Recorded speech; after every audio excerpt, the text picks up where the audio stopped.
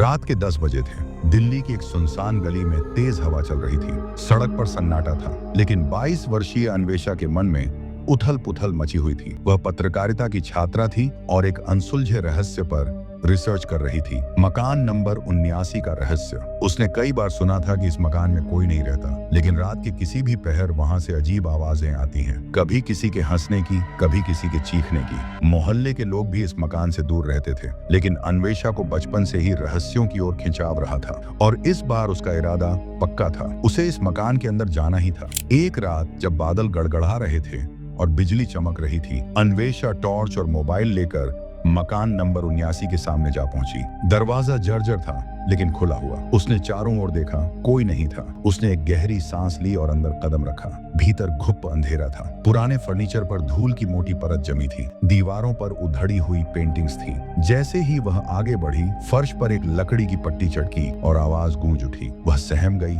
लेकिन रुकने का नाम नहीं लिया। पहली मंजिल पर एक पुरानी अलमारी में उसे कुछ पुराने दस्तावेज मिले। एक डायरी भी थी जिस पर लिखा था वृंदा 1982। डायरी के पन्नों में एक औरत की करुण कहानी थी। वृंदा एक कलाकार थी जिसकी शादी एक प्रसिद्ध चित्रकार रवि सेन से हुई थी, परंतु रवि की मानसिक स्थिति ठीक नहीं थी। वह अपनी पेंटिंग्स में खोया रहता और वृंदा को किसी वस्तु की तरह रखता। डायरी के अंतिम पन्ने पर लिखा था, मैंने आखिरी दरवाजा खोल दिया है, अब शायद मैं आजाद हो जाऊं। आखिरी दरवाजा? अन्वेषा ने बुदबुदाया। वह सोच में पड़ गई, क्या यह दरवाजा अभी भी मौजूद है? अचानक उसे फर्श के पास एक लोहे की अंगूठी दिखी, जैसे वह किसी सीक्रेट दरवाजे का हैंडल हो। उसने जोर लगाकर खींचा और नीचे एक तहखाने का रास्ता खुला। सीढ़ियां पुरानी थी, लेकिन वह नीचे उतर गई। तहखाने में दीवार पर लगी पेंटिंग्स को देखकर उसका शरीर कांप गया। सभी पेंटिंग्स में एक ही औरत की छवि थी, वही जो डायरी में वर्णित वृंदा हो सकती थी, पर इनमें कुछ अजीब था। हर पेंटिंग में वृंदा की आंखें किसी और दिशा में देख रही थी,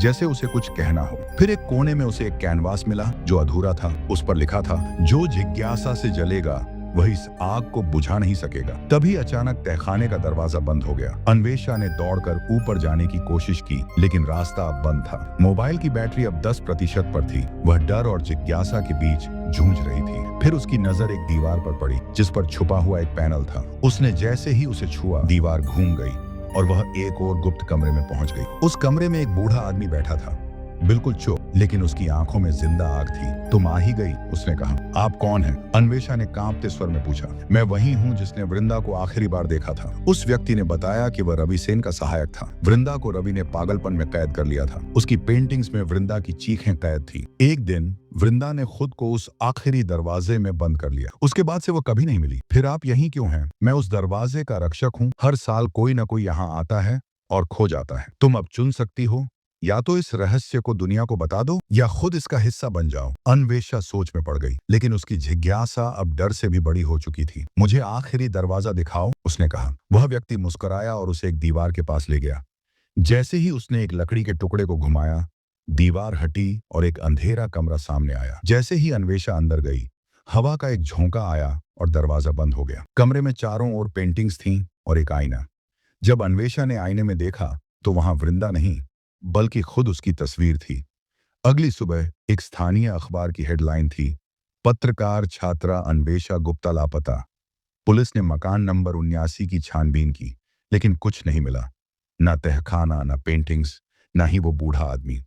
लेकिन हर रात उस मकान से आज भी वही आवाज आती है, और मकान की दीवार पर अब एक और नई पेंटिंग टंगी है, एक लड़की की जो टॉर्च पकड़े खड़ी है, और उसकी आंखें हर रात किसी नए आने वाले की राह तकती हैं। अगर तुम इस कहानी का अगला भाग भी देखना चाहते हो, तो हमारे चैनल को सब्सक्राइब करो, जिससे तुम इसका अगला पार्ट जल्द ही देख पाओगे।